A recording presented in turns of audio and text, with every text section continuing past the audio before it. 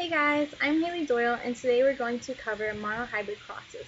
The technical definition of a monohybrid cross is a mating between individuals who have different alleles at one locus.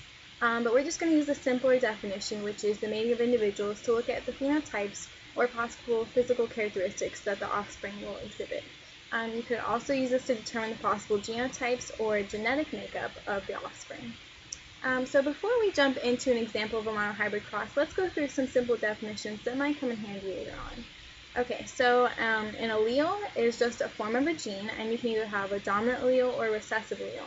A dominant allele is going to mask a recessive allele, and if an organism even has one dominant allele, then the organism is going to exhibit the trait that's encoded by the dominant allele.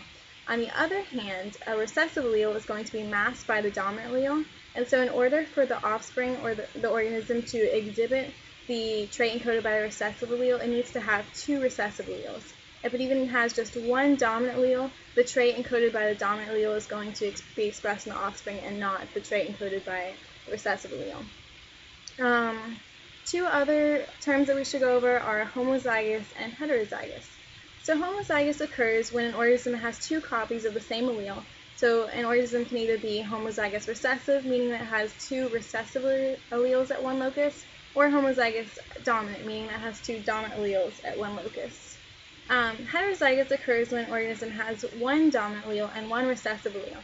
But remember that since dominant alleles mask recessive alleles, it's still going to exhibit the trait encoded by the dominant allele. Okay, so we're going to go through an example using purple people eaters, and we're going to look at the trait of having wings. So having wings is going to be the dominant trait in this example, and then not having wings is going to be recessive. So let's pretend that the mom has wings and she's heterozygous for having wings. So that means that she has one recessive allele and one dominant allele. The dad does not have wings, so he's homozygous recessive, meaning that he has two recessive alleles. And what we're trying to find is the percentage of the offspring that are not going to have wings. So to begin this monohybrid cross, let's assign a letter to encode the genotypes of the mom and the dad. So let's use a lowercase w. We're just using w to represent wings, but you can use any letter you want. But let's use a lowercase w to signify no wings. And since it's lowercase, that means it's recessive. And then uppercase W will signify having wings, and this is uppercase because it's the dominant allele. Okay, so the mom's genotype in this case would be uppercase W and lowercase w since she's heterozygous and she does have wings. So the dad, on the other hand, is going to be two lowercase w since he does not have wings, and not having wings is recessive. And in order to perform this cross, we need to set up a Punnett square, which is just a diagram used to predict the outcome of a certain cross. So I'm going to draw a Punnett square, and it's only going to have 4 boxes since we're only looking at one trait. If you were to look at more traits, you would need more boxes, but we'll get to that later. So you're going to have the mom's genotype on the top, and you could put it on the side, but we're just going to put it on the top for now.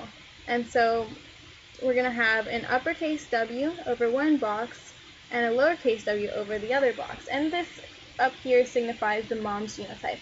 And then on this side, we're going to put the dad's genotype, which is just two lowercase w's. And now to perform the cross, all we're going to do is go down and across and put the resulting genotype in the boxes. Now we'll go ahead and do this.